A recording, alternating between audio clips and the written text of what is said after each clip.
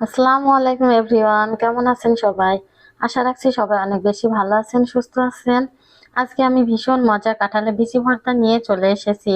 কোনো প্রকার পাটা নোড়া গ্রাইন্ডার ব্লেন্ডার ছাড়াই খুব সহজে হাতের সাহায্যে এই ভর্তাটা বাসায় বানিয়ে নিতে পারবেন, যে কেউ বানাতে পারবেন। বাচ্চা থেকে বড় সবাই ভীষণ পছন্দ করে এই রেসিপিটা। আজকে আমি 3 রকম স্বাদের এই ভর্তাটা বানিয়ে দেখাবো আপনাদের। তো ভিডিওটা স্কিপ না করে প্রথম থেকে শেষ পর্যন্ত দেখবেন। প্রথমে আমি বিচিগুলোর খোসা ছাড়িয়ে খুব ভালোভাবে পরিষ্কার করে নিয়েছি ডোলে।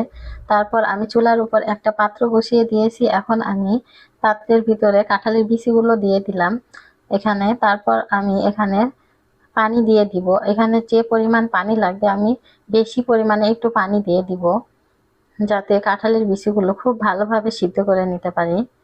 ওই জন্য আমি কিন্তু পানির পরিমাণটা একটু বেশি দিয়েছি। আর এখানে আমি হাফ চা চামচ লবণ দিয়ে দিলাম। আর পানি আর লবণগুলো একসঙ্গে একটু ভালোভাবে মিশিয়ে নিব। পানির পরিমাণটা একটু বেশি করে দিবেন, তাহলে কাঁঠালের বিচিগুলো খুব ভালোভাবে সিদ্ধ করে নেওয়া যাবে। আর একটু নরম নরম করে সিদ্ধ করে নিতে হবে, যাতে আমি হাতের সাহায্যে খুব ভালোভাবে ডলে ভর্তাটা বানিয়ে নিতে পারি। আর আমি চুলাটা এখন ধরিয়ে দিব। আর চুলাটা আমি এখন মিডিয়ামে দিয়ে দিলাম। মিডিয়ামে রেখে আমি ঢাকনা দিয়ে ঢেকে সিদ্ধ করে নিয়েছি। দেখেন, আমি সব কাঁঠালের বিচিগুলো সিদ্ধ করে নিয়েছি। আর গরম গরম আমি ঢেলে নিয়েছি। পুরো পানিটা কিন্তু শুকিয়ে গেছে, তখন আমি ঢেলে নিয়েছি। আর একেবারে কাঁঠালের বিচিগুলো নরম নরম ভাবে সিদ্ধ হয়েছে। আপনারা দেখে হয়তো বুঝতে পারছেন কতটা সিদ্ধ হয়েছে। একেবারে ফেটে ফেটে গিয়েছে কাঁঠালের বিচিগুলো। এখন কিন্তু আমি কাঁঠালের বিচিগুলো এইরকম একটা আহ ভর্তা বানানোর জন্য আছে আমার কাছে। এটা হচ্ছে কাঠের তৈরি। এটা কিনতে পাওয়া যায় আপনার যে কোনো জায়গায়, বা বাহিরে কোনো ভ্যানের উপরে এরকম কিনতে পাওয়া যায় ভর্তা বানানোর জন্য। আর এরকম কিছু কাঠের ভর্তা বানানো না থাকলে আপনারা এভাবে স্টিলের গ্লাস নিতে পারেন। স্টিলের গ্লাস দিয়ে এভাবে চেপে চেপে কিন্তু ভর্তাটা বানিয়ে নিতে পারেন। দেখেন কতটা সিদ্ধ হয়েছে কাঁঠালের বীজগুলো। হাত দিয়ে একটু চাপ দিলেই কিন্তু হচ্ছে গলে যাচ্ছে।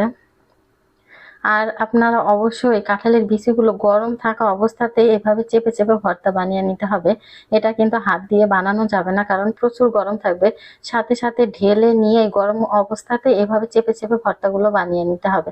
যদি কাঁঠালের বিচিগুলো ঠান্ডা হয়ে যায় তখন কিন্তু শক্ত হয়ে যাবে, তখন এভাবে চাপ দিলে কিন্তু এরকম সুন্দরভাবে আপনারা গলবে না আর গলিয়ে নিতে পারবেন না।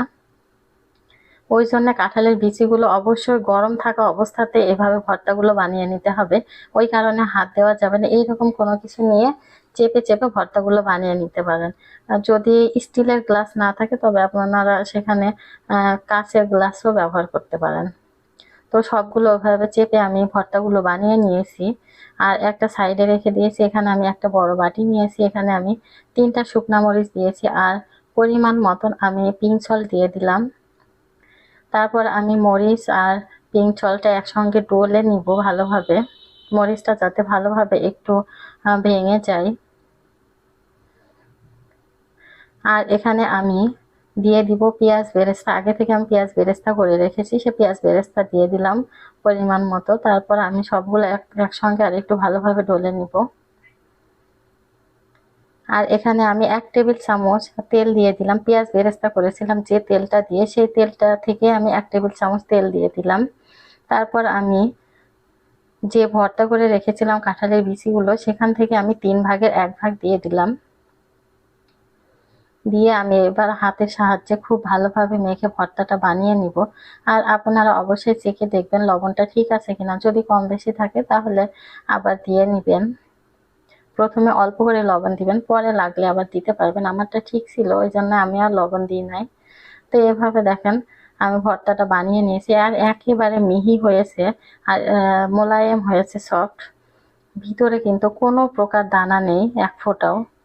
আর একটা ফ্লেভারের ভর্তা কিন্তু বানানো হয়ে গেল। আমি আরেকটা ফ্লেভারের ভর্তা বানানোর জন্য এখানে আমি পরিমাণ মতো পেঁয়াজ বেরেস্তা নিয়ে নিলাম। আর আমি কাঁচামরিচ 3টা কাঁচামরিচ কুচি করে কেটে ভেজে নিয়েছিলাম, সেই কাঁচামরিচ ভাজাটা দিয়ে দিলাম। আর পরিমাণ মতো লবণ পিঙ্ক সল্ট দিয়ে দিলাম।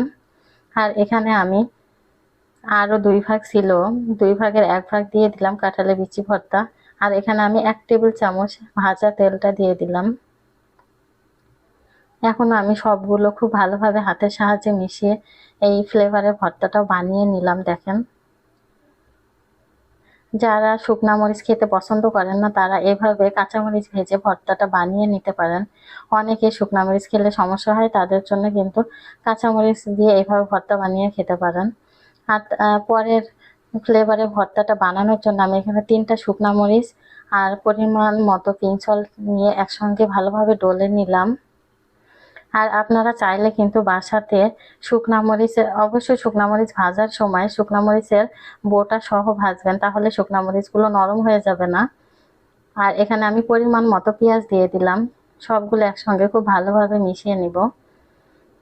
আপনারা চাইলে, আর এখানে আমি 1 টেবিল চামচ সরিষার তেল দিয়ে দিলাম।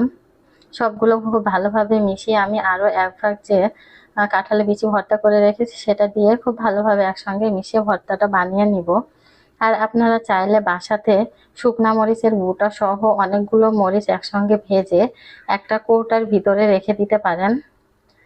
একটা কৌটার ভিতরে রেখে দিলে কিন্তু 1 সপ্তাহ পর্যন্ত খুব ভালোভাবে মচমচে থাকবে, নরম হয়ে যাবে না। কিন্তু মরিচের বোটাগুলো ছাড়ানো যাবে না, বোটা সহ রেখে দিতে হবে, তাহলে মচমচে থাকবে। এভাবে আমি 3 রকম ফ্লেভারের ভর্তা বানিয়ে নিয়েছি, দেখেন। আর এইখানে যে আমি কাঁচামরিচ দিয়ে যে ভর্তাটা বানিয়েছি এটা কিন্তু আপনারা 3-4 ঘন্টার ভিতরে খেয়ে ফেলতে হবে, না তাহলে কিন্তু নষ্ট হয়ে যাবে। আর যে 2টা ভর্তা বানিয়েছি আমি পেঁয়াজ বেরেস্তা করে, মানে ভেজে, তেলের উপর ভেজে, সেই ভর্তা 2টা আপনারা কিন্তু নর্মাল ফ্রিজে 24 ঘন্টা রেখে খেতে পারবেন। এই ছিল আজকে আমার ভিডিও। আপনাদের কাছে কেমন লেগেছে প্লিজ কমেন্টস করে জানাবেন। আর যদি ভিডিওটি ভালো লেগে থাকে প্লিজ একটা লাইক দিয়ে চ্যানেলটি সাবস্ক্রাইব করে পাশে থাকবেন।